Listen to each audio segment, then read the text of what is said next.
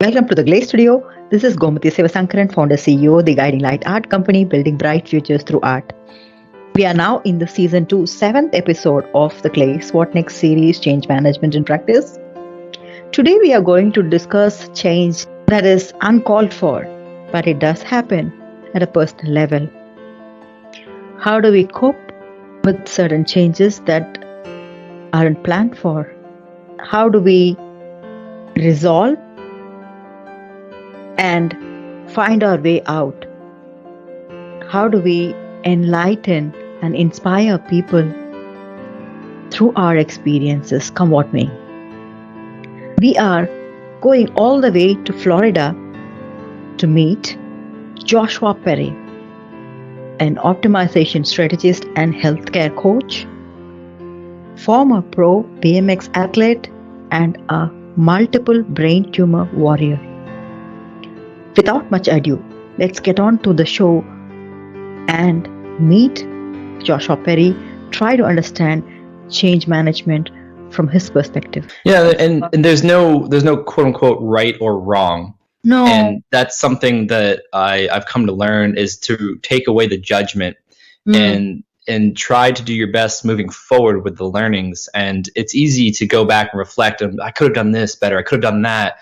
But that's life, you know. And this was really real for me. A little over 3 years ago, my younger brother passed away, and for a year I was depressed. And I learned I was making his death about me and what I was feeling, and the guilt I had, and the fear, and the anger, and all those things, because I was like, I was the bigger brother. I should have been there for him.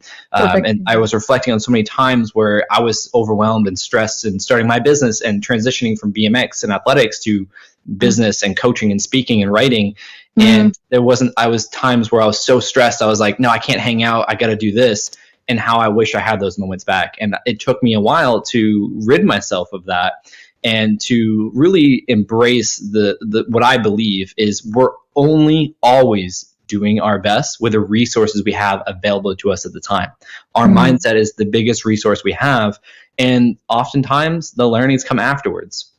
And that's a big reason and purpose behind my actions and my intentions in life, is because I want to give people the tools, the skills, the knowledge, and the experiences at least from viewing through my world, my life experiences, how life can be optimized moving forward without having to suffer or to go through catastrophic events as I have to have learned these things. And I believe the reason I had to go through those things is so I could find my higher purpose in life, which had nothing to do with my bike. It had to do with what I was putting into my bike and what I was putting out to the world.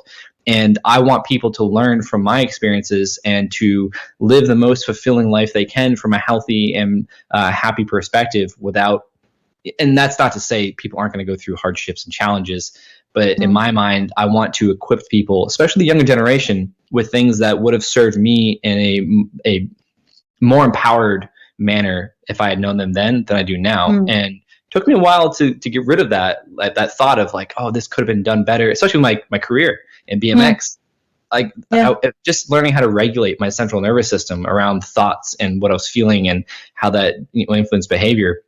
But at the end of the day, we are where we are, and we're on the path. The path is set out for us perfectly based upon if you believe in God, universe, spirit, source, energy, whatever you believe in. It's designed perfectly for where we are. And the more we embrace that and we try to do our best to see things from a place of love and clarity now, we can pour that into other people. And the less judgment we have of ourselves and our past actions, the better off we're going to be moving forward. And that's a big proponent of why I do and share and have these types of conversations, because I've been through a lot. I'm only 33. I just turned 33 years old, and I've been through a lot, and I've learned a lot, and I want to pass that down to other people that may be successful in this area or maybe not, or whatever age, it doesn't matter.